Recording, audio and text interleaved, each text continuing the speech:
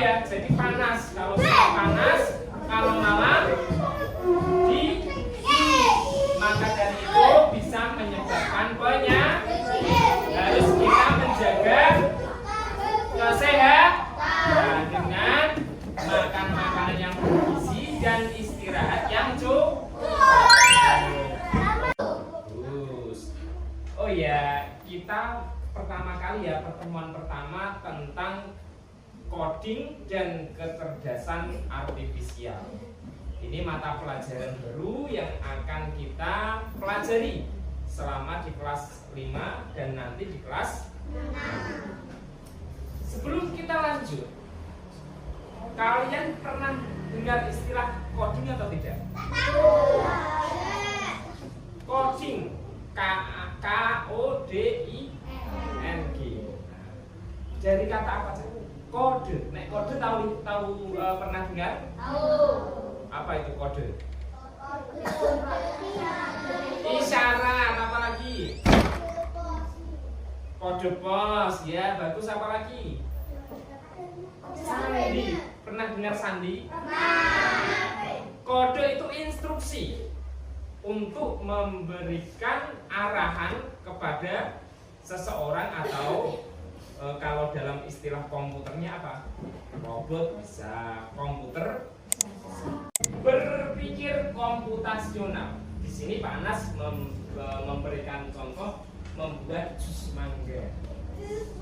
Kalau kalian di bayangan kalian membuat jus mangga itu bagaimana? Seumpama, coba Pak Anas buatkan jus mangga. Saya mau pikir pertama apa? Kupas suci, ya bagus. Kalian itu namanya berpikir komputasional.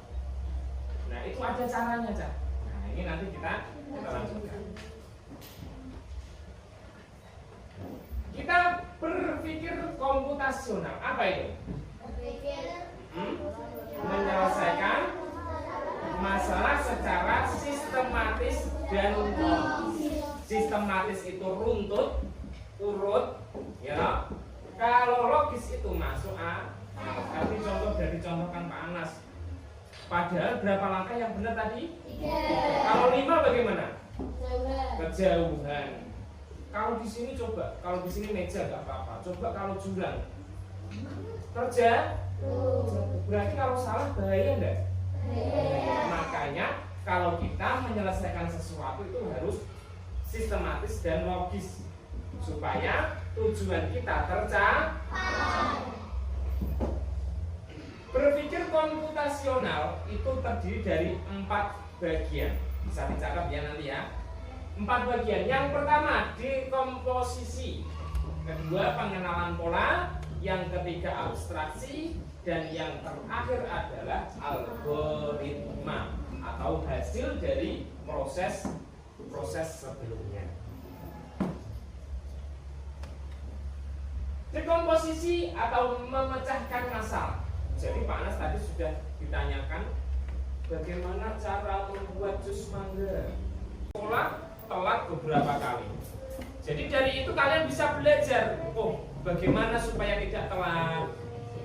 Tidurnya cepat, istirahatnya cukup, belajarnya kalau malam, peralatan sekolahnya disiapkan sebelum tidur.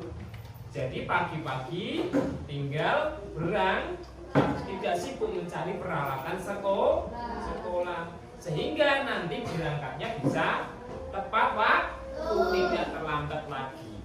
Itu contoh penerapannya dalam kehidupan sehari-hari. Apakah hanya itu, Pak? Banyak. Permasalahan apapun, kalau kalian memakai cara seperti ini, semuanya akan selesai. Paham ya? Oke. Ada yang tanya kan? Kalau tidak ada, kita coba praktekkan sekarang ya. Praktekkan kalian di rumah pernah membuat teh? Pernah, tadi pernah ya. Susu? Pernah. Nasi goreng? Pernah.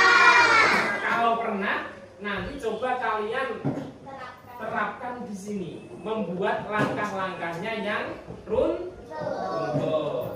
Ibaratnya kamu ini, wah aku pengen gawe robot yang bisa membuat masak nasi goreng.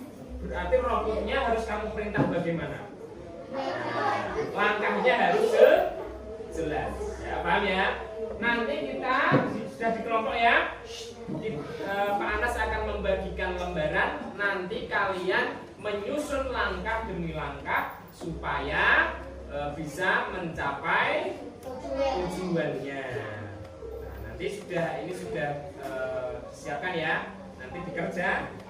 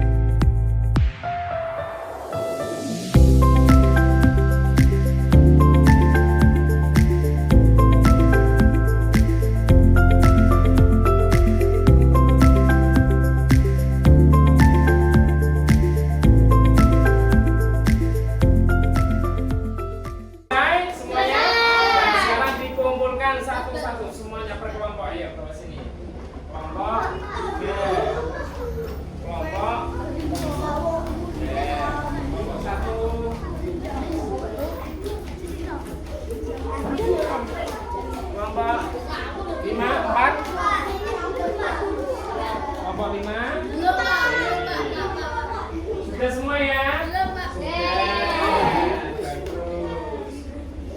Sudah. Sekarang kita presentasikan. Dimulai dari kelompok berapa dulu?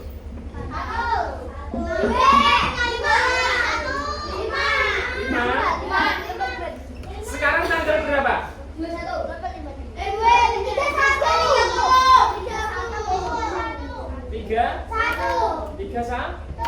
Tiga dikurangi satu berapa? Dua. Berarti kelompok dua.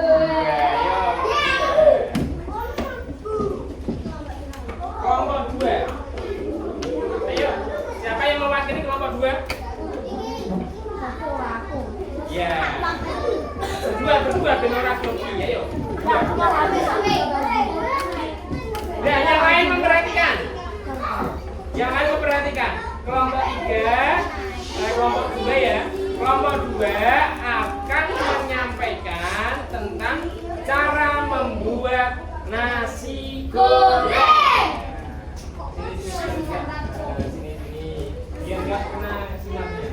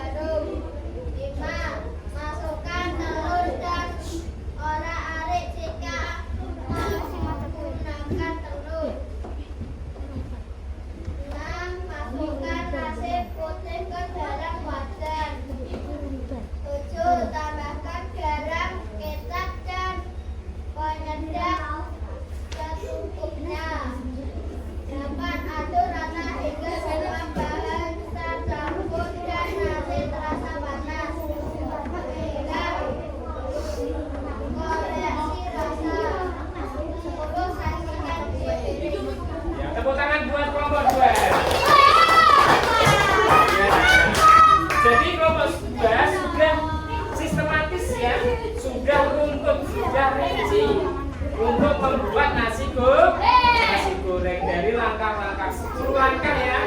10 langkah dalam membuat nasi goreng. Bagus. Nanti bisa diterapkan di yang lainnya. Bisa membuat teh, memasak nasi juga bisa ya. Nah, nanti diterapkan di rumah. Gitu ya. Oke, setelah kita mempelajari materi dari berpikir komputasional dan juga mempraktekkan permasalahan tadi, cara membuat nasi goreng tadi, ada yang membuat teh, ada yang membuat apa tadi, susu, ada yang membuat mie, ya toh? Nah, itu semua bisa kita terapkan dalam kehidupan sehari-hari. Merefleksi kegiatan pada pembelajaran pada siang kali ini, Pak Anas mau mengambil satu contoh dari refleksi yang kalian utarakan, yang kalian tulis di lembaran refleksi tadi. Kita ambil satu. Refleksi hari ini, apa yang kalian pelajari hari ini? Saya belajar bahwa membuat makanan membutuhkan langkah-langkah yang tertib. Jika urutannya benar, maka hasilnya akan enak dan berhasil. Refleksi yang kedua, apa hal menarik dari cara membuat makanan tadi? Hal menariknya adalah kita bisa menciptakan sesuatu yang berbeda dari bahan-bahan yang sederhana. Selain itu, kita bisa mencoba variasi sendiri sesuai selera. Proses memasaknya juga seru dan menyenangkan. Jadi ini yang menulis ini ya, merasakan bahwa apa, cara membuat makanan itu tidak harus telur terus. Contoh nasi goreng tidak harus telur terus, bisa di apa tadi, dicampur ayam, bisa dicampur sayur, bisa. Jadi lebih menarik. Refleksi yang terakhir, bagaimana hubungan kegiatan tadi dengan berpikir komputasi? Kegiatan membuat makanan seperti teh atau nasi goreng ternyata mirip dengan berpikir komputasi, karena kita harus mengikuti langkah-langkah tertentu agar hasilnya sesuai. Kita juga harus memilih bahan yang penting dan mengabaikan yang tidak perlu, seperti saat melakukan aplikasi. Jadi kegiatan yang kita lakukan pada kali ini itu sesuai dengan materi kita, yaitu berpikir komputasional. Jadi materi kita hari ini sudah selesai. Semoga apa yang kita pelajari bisa bermanfaat dan kita bisa menerapkannya di rumah. Ingat ya, nanti coba di rumah dipraktekkan bersama orang tua. Nanti kalian membuat langkahnya dan cara prakteknya di rumah. Bisa membuat teh, mie, atau yang lainnya. Gitu ya. Oke, semoga pembelajaran ini bisa memberi